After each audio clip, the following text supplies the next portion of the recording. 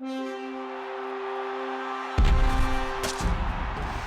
upcoming draft class of quarterbacks already has a lot to live up to, and it's not considered a great class, but Nolan, we know there's going to be quarterbacks taken in the first round, and when you break these guys down, you put them into two categories. We're going to start with the vertical passers, the guys that can really get the ball downfield. Who are the top two quarterbacks in that category based on what you've seen? There's two to me that really stand out. Florida State's E.J. Manuel and North Carolina State's Mike Glennon. Manuel really had a great season. He's really come a long way under Jimbo Fisher at Florida State. Has that big arm. He's probably the most similar to Cam Newton of any quarterback in this year's class. Has tremendous physical talent, and Glennon may have the strongest arm. They're both very comparable, but Glennon is a very strong pocket passer.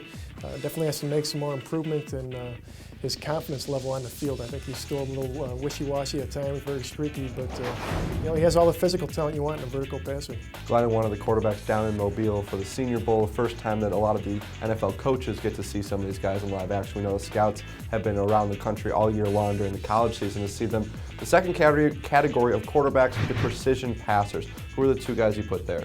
Well, coming into the year, Matt Barkley was the most talked about prospect. He didn't have a great senior year. He ended with injury. Still trying to overcome that right now. He does have all the leadership traits you want in a quarterback.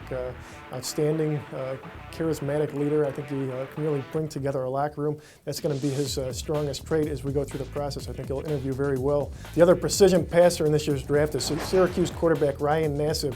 Has great intangibles, has a toughness of a linebacker, extremely competitive and driven, has enough arm talent, and I think he'd be a great fit in a West Coast type of system. All the connections are pointing Ryan Nassib to the Buffalo Bills, of course. His offensive coordinator, Nathaniel Hackett, and his head coach, Doug Marrone, both in Buffalo. So Bills, we know they're probably going to draft a quarterback. Now, Nolan, it's only January. We got a lot of time, got a lot of mock drafts to go, still have the combine. When you look at these four passers, different kinds of quarterbacks, if you had to rank them when you look at the overall package and the most NFL-ready quarterbacks of these guys, who are you ranking as the most likely to get drafted first?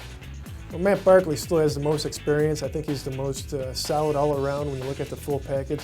I think if he shows that he can get healthy, he's the prospect most likely to climb up the board. But you do have that wild card factor with the Buffalo Bills implementing the K-gun offense that Ryan Nassib very familiar with from his time at Syracuse. Same offensive coordinator. I think it makes too much sense. Similar to Ryan Tannehill last year when he went number 8 to the Miami Dolphins and got a chance to work with Mike Sherman as the offensive coordinator.